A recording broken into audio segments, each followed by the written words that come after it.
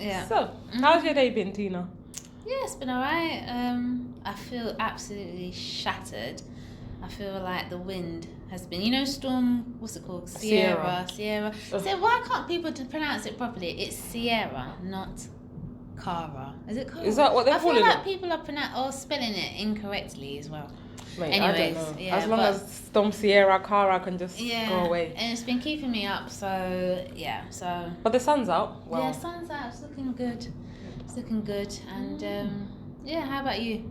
Yeah, I'm alright actually. A bit busy, but what are you gonna do?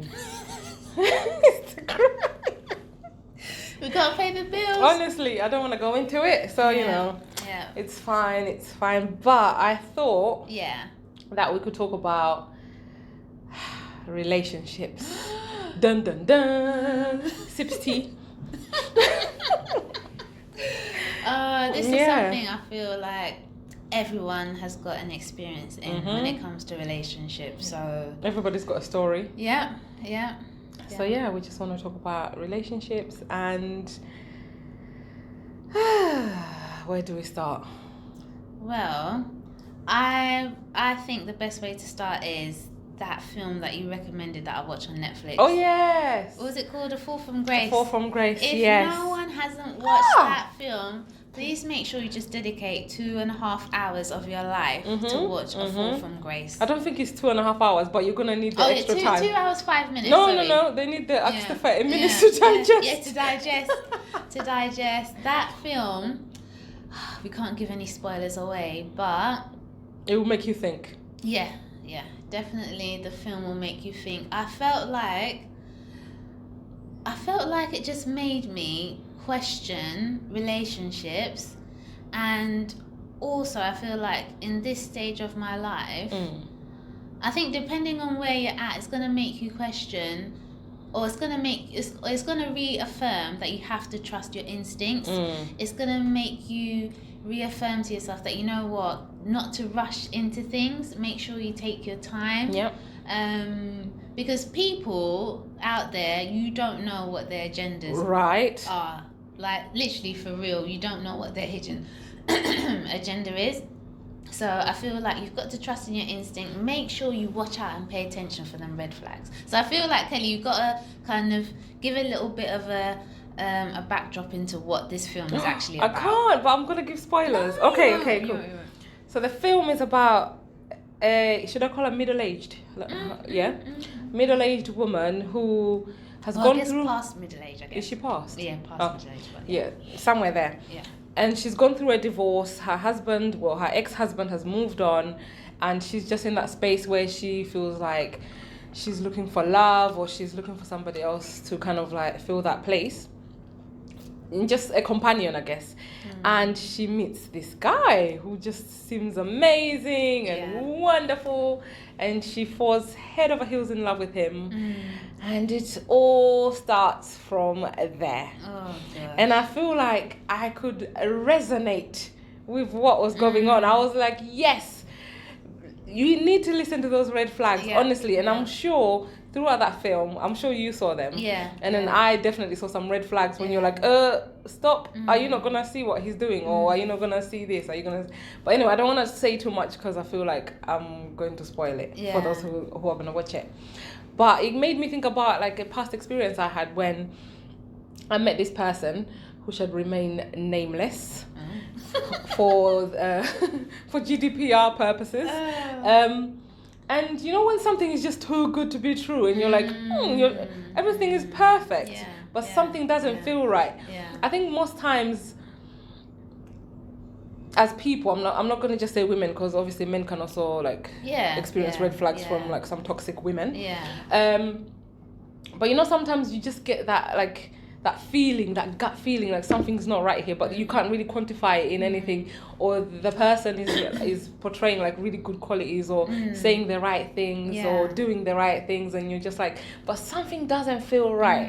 And I think that's where it's like, how do you balance going with your gut feeling, Yeah. with actually learning to trust people. Because I feel like all these experiences in that film, it can make you paranoid, and it can make you kind of like not trust anyone. Especially, I feel, depending on what your dating history has been, if you've had multiple relationships, say one after the other, and you've seen a similar sort of pattern where this perfect guy comes, seemingly perfect, and then, you know, there's little hints of red flags there, but he's just like, you know what, I'll just give him the benefit of the doubt. It's all right. Maybe I'm just being a bit, you know, paranoid, or I'm overthinking things. It always, and if you do broach the subject with him or your partner, whoever, it's like, oh, you're just being paranoid. Why are you overthinking it? Just relax. Let's just go with the flow. Blah, blah, blah, da, da, da, da, da. And then you get sucked in.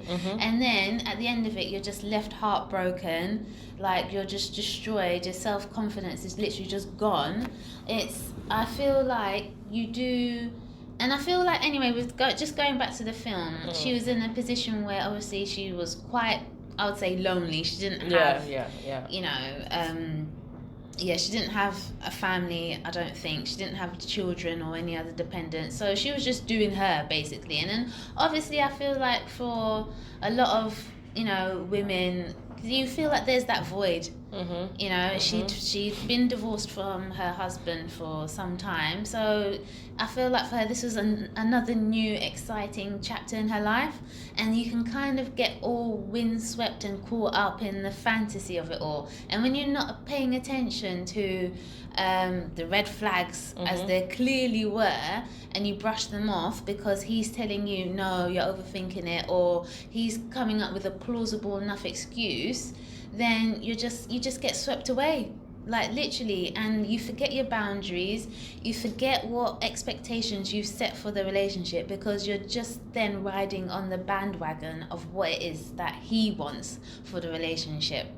So yeah, I feel nowadays you have to be quite clued up now with what you see as red flags, what you see as your standards and your values for what you want in a relationship.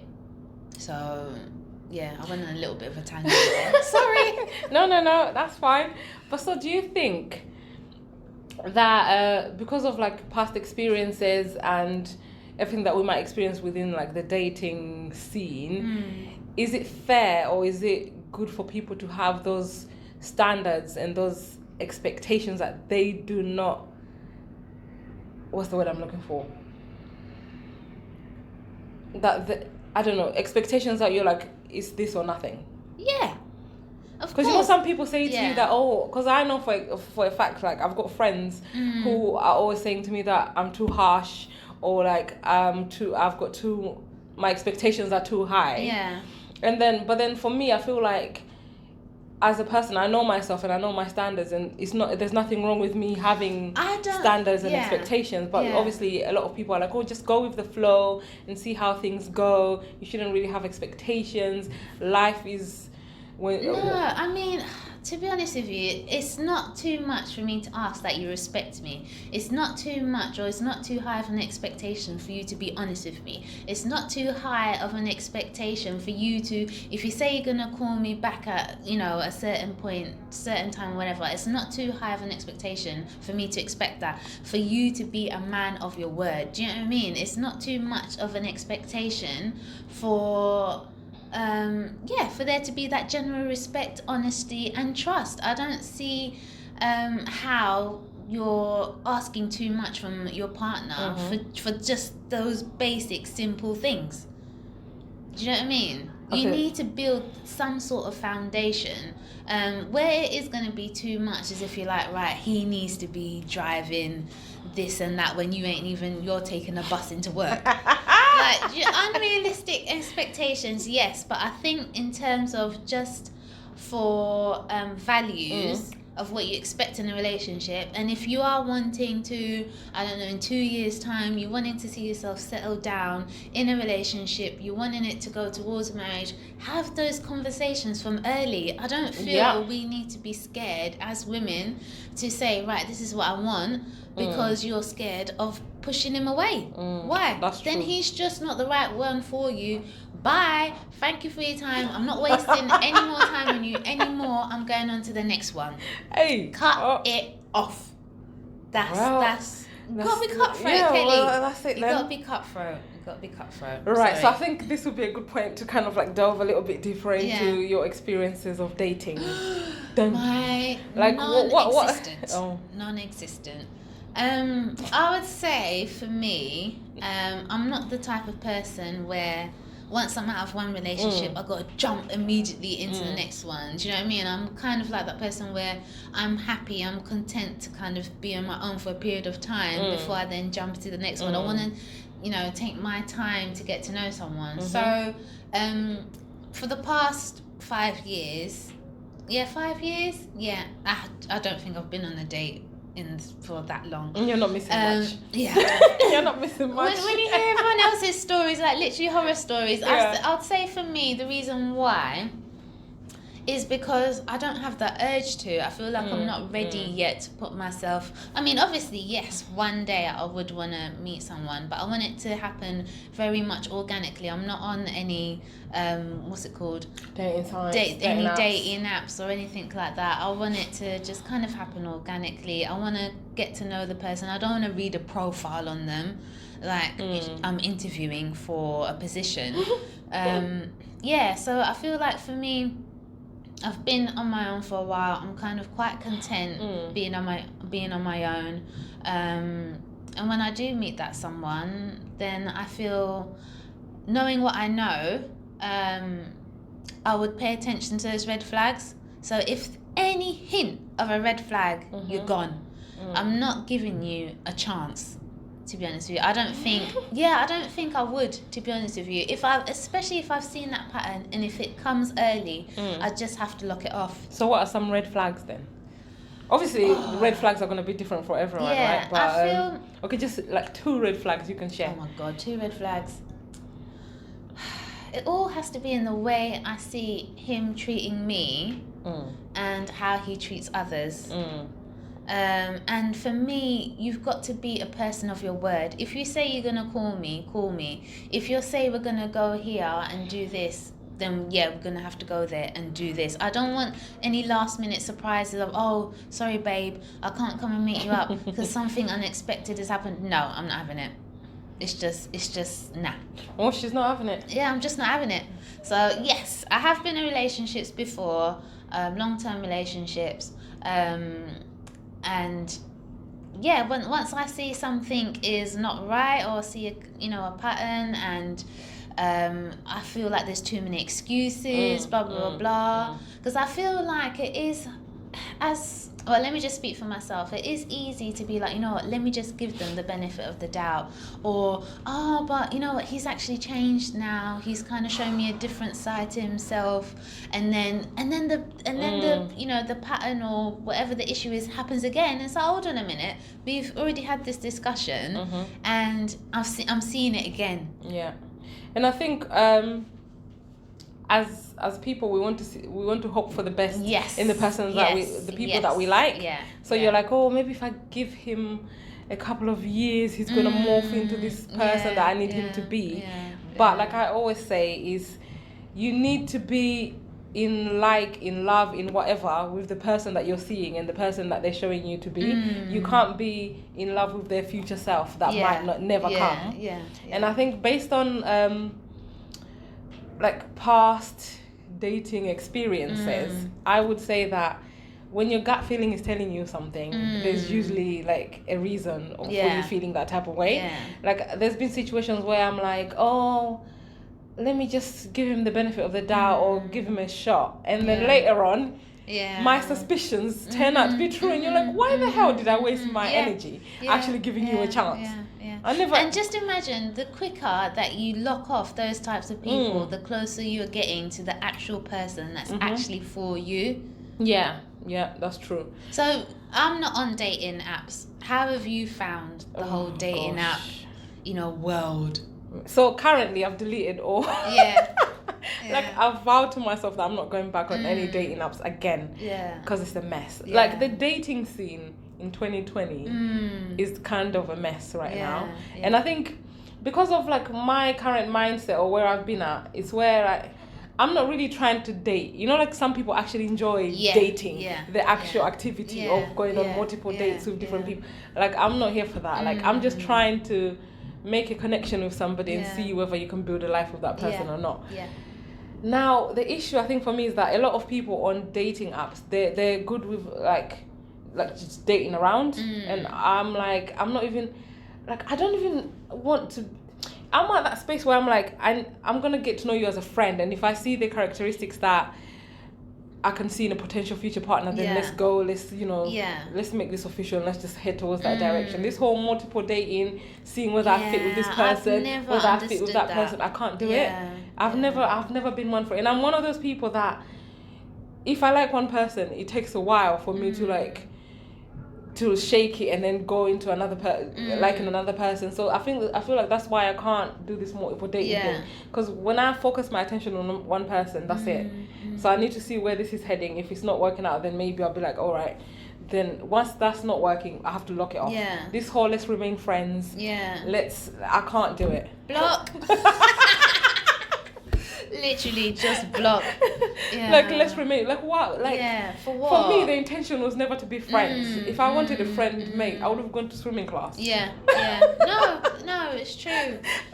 I would have joined, I don't know, some sort of volunteer group. I would have done something to make more friends. The thing is, as well, with the whole multiple dating thing, I don't have the mental headspace, honestly, to be thinking about, I've got to go and see this person tonight. I'll go, and then like all the preparation of doing my hair, makeup, outfit. I can't be doing it. And how do you remember what you've said to who? Do you know what I mean? I'm sorry. How many people am I gonna have on the go? Because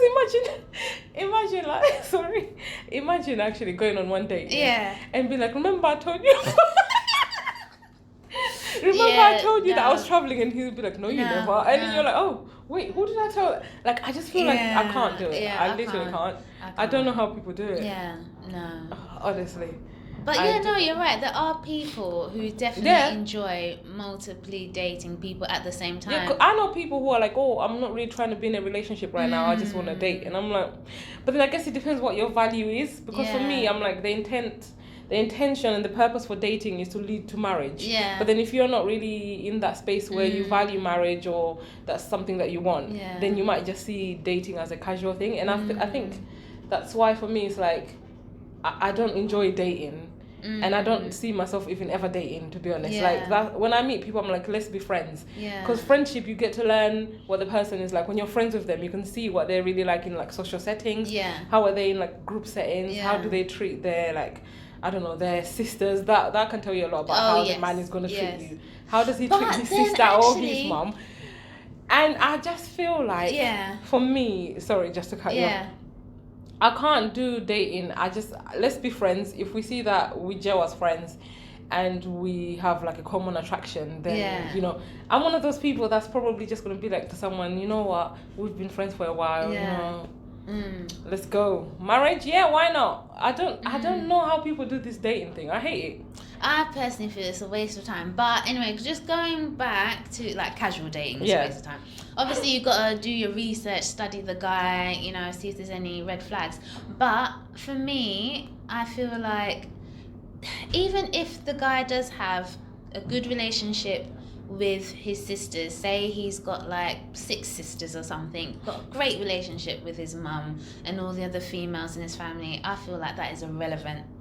Because it does not prove to me that he's going to treat me with that same level of respect. I feel like once you see from the beginning how he treats you, and if you pay attention to any kind of, possible red flags, you will see that, yes, he treats his female side of the family well, but that doesn't automatically mean he's going to treat you well, depending on how he's positioned you. Has he positioned you as potential future wifey, or has he positioned you as, I just want to hit it and quit?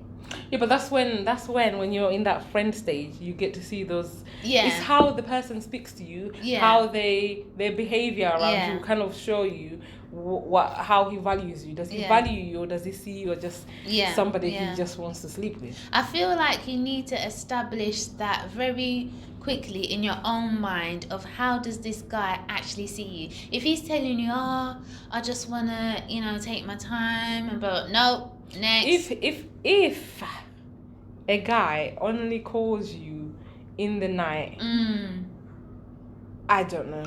That's a red flag for me if he's as well. making like spontaneous, like, oh babes, you know, I'm in the area, I just want to I'll come and see you, blah, blah. No, you need to be making plans. I'm sorry, I'm a busy woman. And if you're not meeting any friends, any family, obviously not like first date, second date, but if you have been talking or dating or whatever you want to call it for a while, and you still haven't met any of his friends, you still haven't met even a sibling here and there, then I don't know, it's a red flag for me.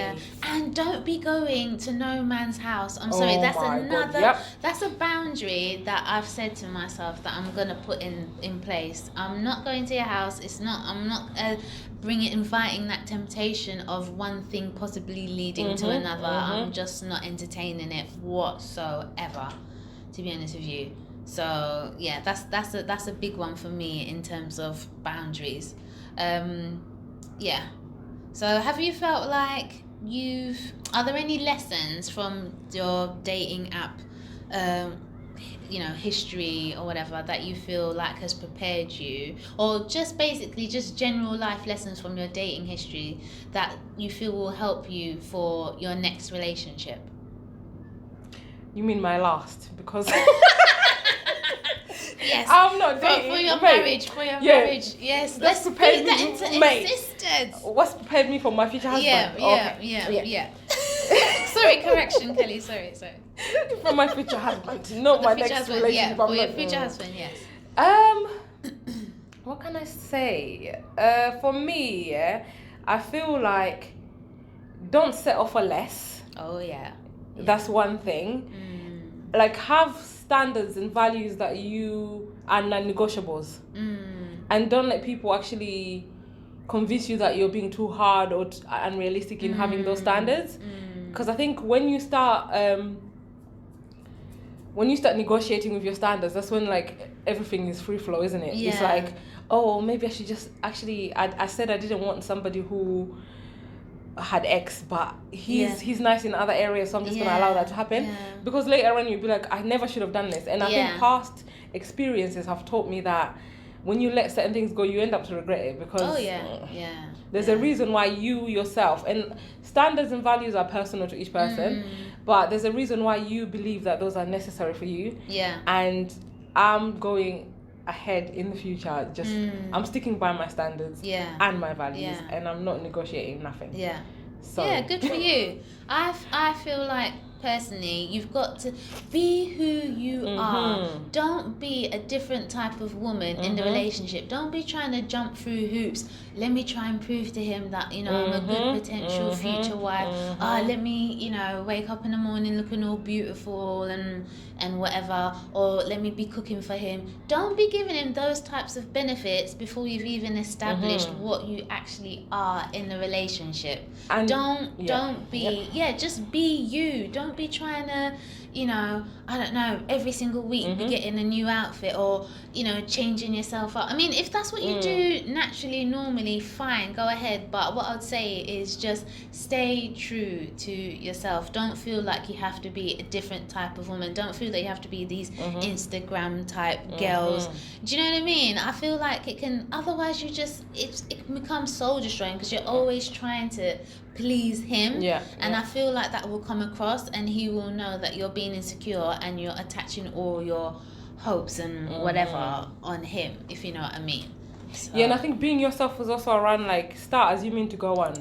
Like, don't be like what you said. Don't be cooking day and night, and then once you get married now, you're like complaining that he's just sitting there letting you cook. Whilst you've already set the standard. I feel like that's a big one. Like, why are you complaining now 10 years later when you've been doing it from the get-go, and that's what you've gotten the person used to?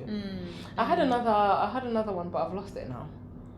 But I think as well what's important is, I mean, it depends on your value system. Like, Kheli, you're Christian, I'm Christian. I think it's very important for us as well, for me, a big thing is going to be temptations. So I'm not just making sure to set those clear boundaries, so you're not inviting certain things, fornicating and all those kind of you don't want to be going down that route. So make sure you're setting very clear boundaries, so you're not entertaining possible soul ties, whatever, because it can just, and I feel like as women as well, not to say that men can't be, but we can become very emotionally attached very quickly if you start entering into a sexual relationship. And then, to be honest with you, I feel like it's all downhill from there. Yeah. Once you entertain sex very early, I just feel like you're setting yourself up, especially if you haven't established where we are at in terms of what our relationship is, what this actually is. Don't rush into things. Make sure you know exactly, you're both on the same page. And you know what, a lot of the times, often men will say what they want, what they feel like you want to hear. Speak on it. Do you know Speak what on I mean? it. Like, no, you've got to be smart enough nowadays to be listening and watching and paying attention, because these men can be like hawks and devils out there. I'm calling it as it is. They can be like hawks and devils watching for their prey, studying you. They're studying you. So make sure you're studying them. I'm telling you now, mate. Otherwise, you're setting yourself up and for failure. We need to be smart as well. I think I was listening to a podcast, and I think they said that to one man there's about 5 girls. Definitely, like in London alone, it's like 1 man to 5 girls. So they have, I feel like that's where the dating game has become messy, because I think, I'm gonna generalize here now, men have a lot of options. Oh yeah. Yeah, so people are like, I'm not settling with her, I'm gonna play the field and see what else I can get. And see who else I can get. And then add social media to the mix, where you've got, those like Instagram models, everybody's looking hot, isn't it, with their tiny waist and hips and what. So guys are like, I'm not settling for her, I'm gonna wait for that girl that looks like that Instagram model. And everybody's just like moving around. And I think we're in a generation where men have tend to set the tone of the relationship. And I feel like we as women, we've given the power. Yeah, we need to get our power back. We need to realise that we have the power. Yes, equally have the power. Yeah. But we live in a generation where men kind of like set the tone for, are we gonna date? And then when you actually start dating, they're the ones that will decide whether is this official, are you my girlfriend, or all that crap. And then like they're the ones that will propose. So they kind of like control how the relationship works. And I think for that reason, as women, sometimes it can seem like you're helpless, because you're like, I want to date, but I don't really have the control. But like, why not? Why don't we have the control? And I feel as well, I feel like we're almost conditioned from very early on.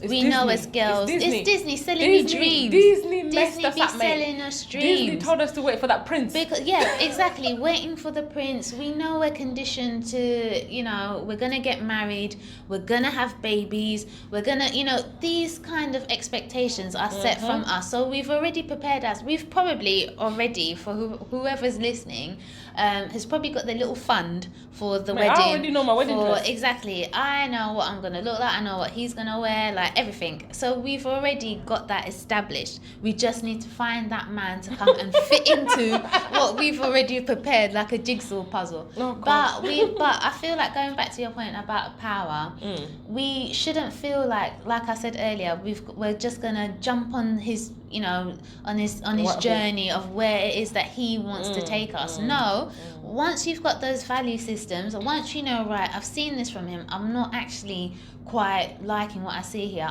Fair enough, go and talk to him, be like, this is how I feel, this is my position. If you see he's not moving on it, you need to exit. Like, literally eject. ASAP. Don't be like, you know what, actually, I'm gonna wait it out. I'm gonna wait it out. I'm gonna see how it goes. You know what, he's a nice guy, he's so good looking, he's got a lot going. No, that's not your business. Your business is to be looking out for yourself. Yep. Do you know what I mean? Look out for yourself and understand that you have the power. You can also control the narrative of your future. This is potentially someone who's going to be your life partner. You don't want to rush it. Why? Fancy rushing it, and then sitting there at the dinner table looking at this person and thinking, why the hell? Why the hell are you here? We don't need to be following in our parents' footsteps of these toxic relationships where you know what, just, you were thinking about bringing shame to the family or blah, blah, blah, blah. Like, no, you do you. Don't rush into anything that is a lifetime partnership. Potentially a lifetime partnership. You want it just to be a one-time thing. Honestly. Like, literally, for real. You want it to be a one-time thing. So, yeah, take your time. Don't feel like you're raising your expectations or your standards too high. I think that's right. Of course, you don't want it to be unreasonable. What your expectations are. There should be those foundations of him respecting you, treating you well, and all those types of things. So I feel, make sure you set that out from early in your dating experience. You shouldn't feel put off to say what it is that you want from a relationship. And I think it's also important for people to not seek validation, love, or happiness in another person. Because I feel like a lot of people are so unhappy when they're single that they think getting in a relationship is going to bring happiness or it's going to fill some sort of void that they're feeling within themselves. So it's important to also kind of work on yourself to be in a place where you're already happy, you're already, I don't know, you can't expect relationships to bring you these things. You need to work on it. That's something maybe internally you're struggling with. You need to work on it, because it's not also fair on that other person for you to be bringing this baggage and expecting him or her to fix it. Because you're like, oh, I'm so unhappy. Oh my God, I'm upset. I'm single. But so you're expecting that once you get a partner, he's going to bring that happiness. Where is that unhappiness stemming from? You need to find the root cause of that unhappiness and then deal with that first.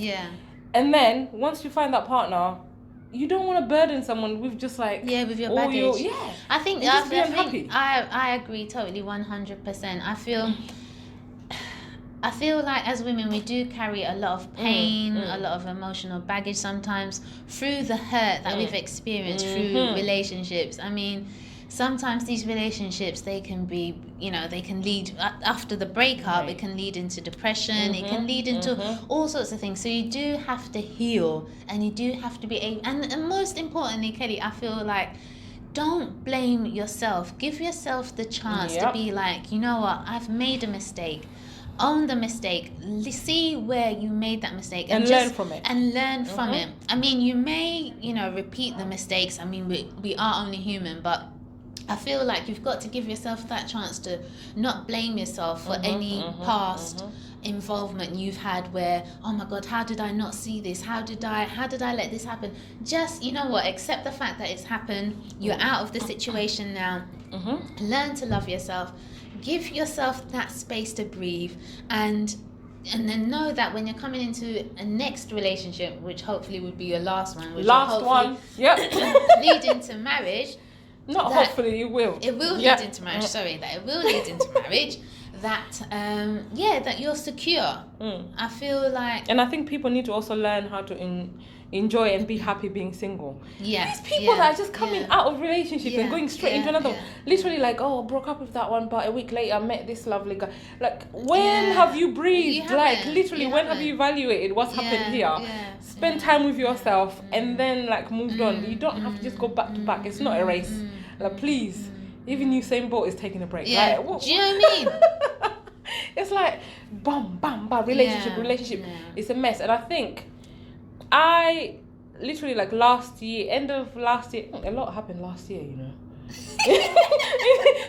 terms of my evaluation of life. Anyway, last year I was actually thinking about it, and in fact it went into 2020, and I'm still thinking about it. I was actually thinking, like, what do I actually want in a spouse? Like, you have this idea of, I want to be in a relationship, I want to get married, but have we actually thought about what we're looking for? What am I looking for in a person? Because obviously I've been thinking about I read this book where they were like, you need to start praying for your future spouse, even if you haven't met them yet. Pray into them the sort of traits and characteristics that you want your future spouse to have. So I was thinking, like, I actually haven't thought deeply about what I want my future spouse to be like. So now, like, this year I've started writing it down, like, some characteristics. So when I do start praying, which I probably should have started already, but I'm trying to, like, formulate what it is that I actually want. I have an idea of what I'm praying for. You can't just be like, I'm praying for a man, Lord. I'm praying for a man. Like, you can just go outside and just pick one then. Yeah. But we need to be intentional in what way. That's the word, I think. Intentional in what it is that we're looking for. So like for me, one of the things that I've put down is a good communicator. Yeah. Somebody who knows. Because, Tina, if I tell you the mess that I have experienced, because of, I don't know. Girl, tell us everything. You know, for me, you know what? I have been nothing but a good-hearted person.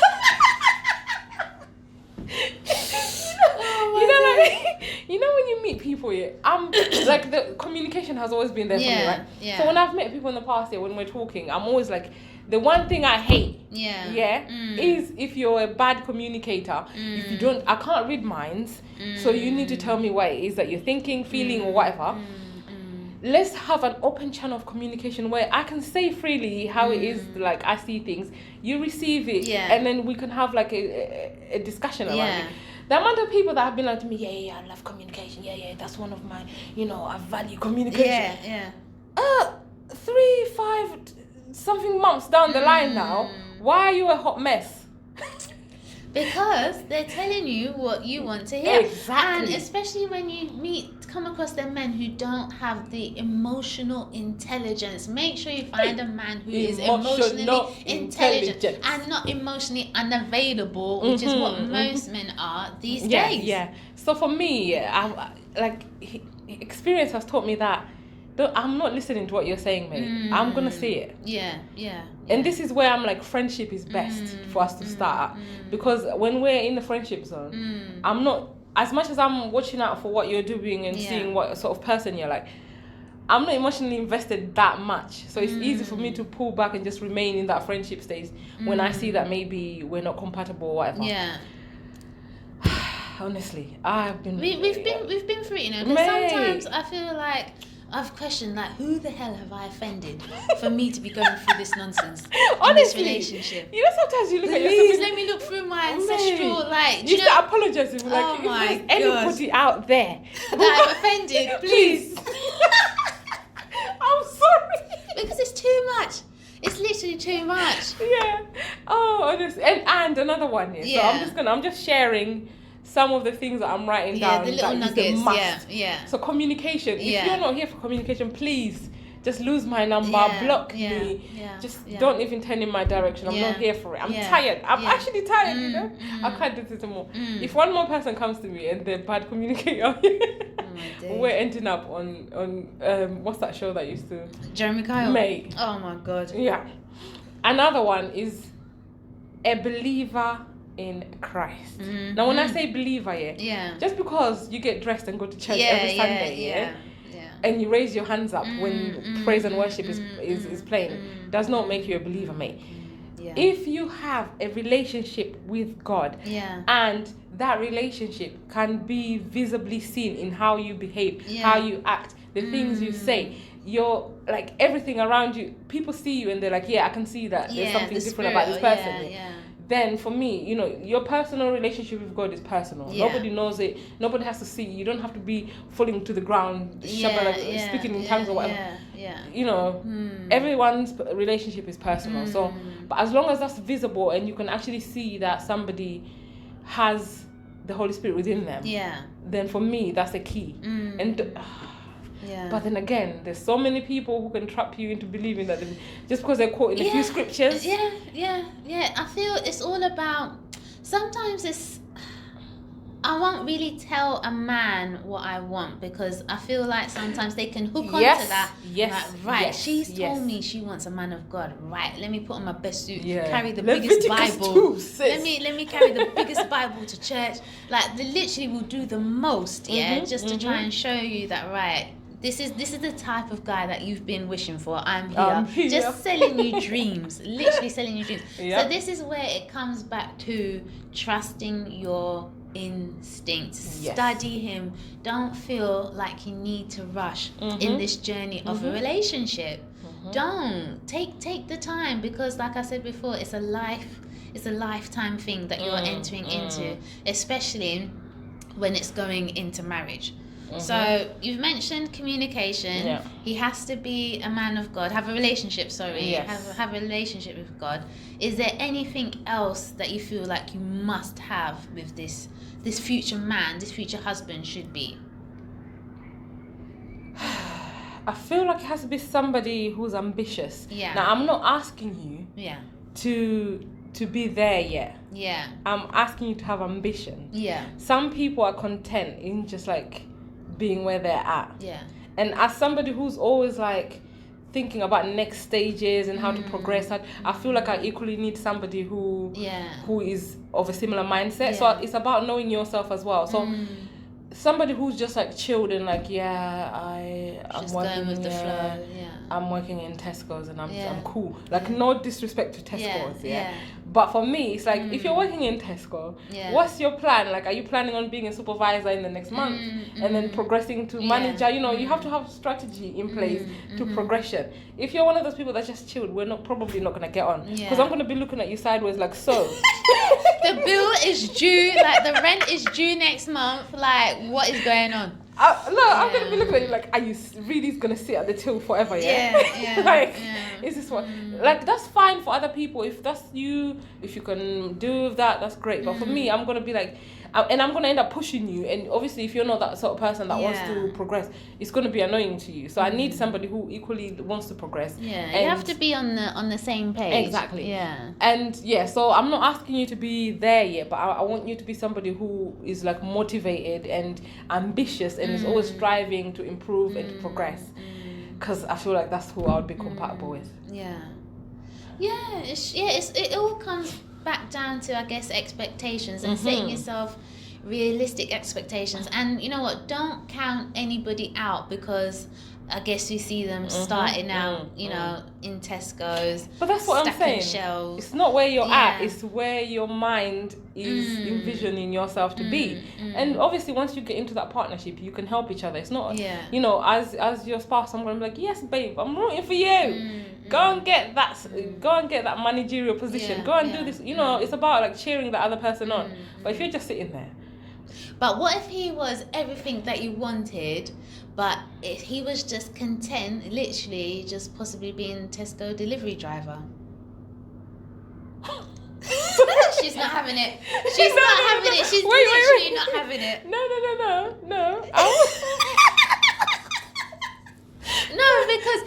because I feel like we have to bring it back to realistic expectations.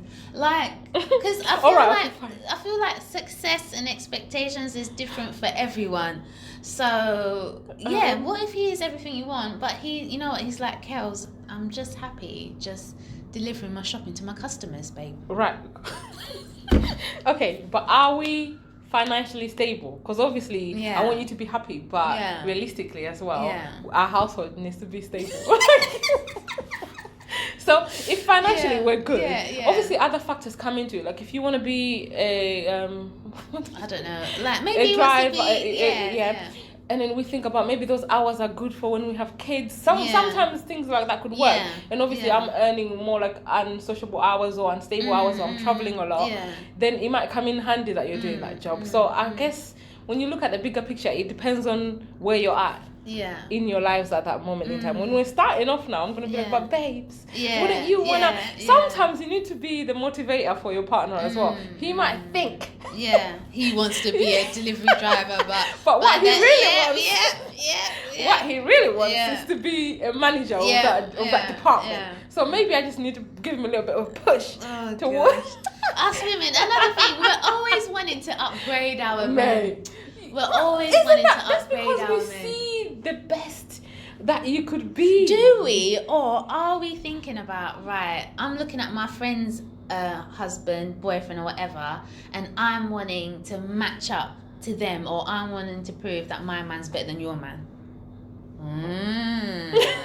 No, of course not. Sometimes I feel like there's a bit of competition as well. I think we got to be honest. Yes. We got to be honest. Alright then. Yeah, we got to be honest. Within your like social, what's the word I'm looking for? Social group. Yeah. Obviously, there's like a certain like level of. You see that. What am I trying to say? I think you hang around with people who are quite similar to you, I think, as a person. So, like, for me, most of my friends are, like, working, quite ambitious, always, like, looking at, like, what other things to do. So, I feel like their partners would be, like, of a similar nature. Like, because you meet people when you're at work.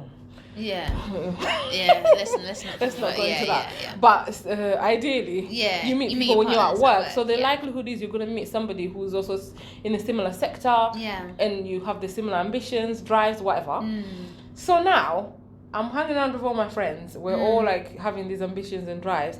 It's a bit odd. to like, we're talking about, I'm thinking of applying for this job, and like, wouldn't he feel left out as well, though? No, but then isn't that not your insecurity then?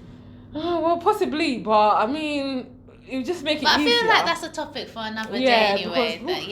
But then I feel like all in all, it all stems from knowing ourselves. People need to be comfortable being single and finding out what sort of person am I. Yes. What are the characteristics and the sort of person that I'm looking for in a partner? And why do I want to be in a relationship? Because some people's reasons for wanting to be in a relationships or staying in like toxic relationships. Some people are in toxic relationships. The man's told you he ain't gonna do this, he ain't gonna do that. He don't want kids. He doesn't want marriage. He doesn't want this, the ABC. But you're still there. Why? You have to start. I think we need to start looking at ourselves like I'm really trusting your source. So I threw that in there from nowhere. Well, I'm really in a space where right now I'm evaluating a lot. I'm like, what is it that I want? And why do I want it? Am I in a space where am I in a like healthy mindset, a healthy like flow, healthy everything that I can actually be a positive addition to someone's life and not a hindrance. I don't want to be in a relationship and then the person is having to like support me 24/7. Obviously relationships are about supporting each other, but it should be like reciprocal. It should be like give and take, not all the time receiving and you're like, and another I need thing support. is, well, I feel an important thing when you are in a relationship, don't be, or in the early stages, don't be the one who's giving the 100% and then he's just giving 25. It needs to be balanced. No, 100%. Yeah. Do you know what I mean? If he ain't giving, matching or even doubling what you're giving, mate, duck out. Like literally save yourself, ladies. Pack save your yourself. lipstick. And go. Take everything and go. go. Just leave. But like, I feel like women, mate, we've suffered. We've honestly suffered. Because I feel like we go through a lot, and we're just looking. And this is mate, Disney. I'm going back to Disney. I don't know who it was that told me about Disney, but ever since they said it, I've been saying it. Disney did us dirty. Because look at Cinderella waiting. A Sleeping Beauty waiting. Who's the other one? All of them were waiting. They're waiting for the man to come and give you the kiss of life. Save you from the dragon. Why couldn't she save herself from the dragon? You control the narrative. Don't be waiting for the man to come and tell you how things are going to run in the relationship. Have a voice. And hey! Kheli. Speak on it. Literally have a voice. But I feel like we should end it here. You control the narrative. That's a good point to stop at. Make sure you've got your boundaries. Know yourself. Study yourself. Take your time. Don't rush into anything, and trust in your instincts. Look out for them. Pay attention to the red flags. Some of these people out there, demons. Walking the streets. And people be coming saying, "I never knew he was like this." Mate, the flags were there. And the you flags ignored it. were there, but you ignored it. So I feel like, I hope we've shared some nuggets and you've had a laugh along the way.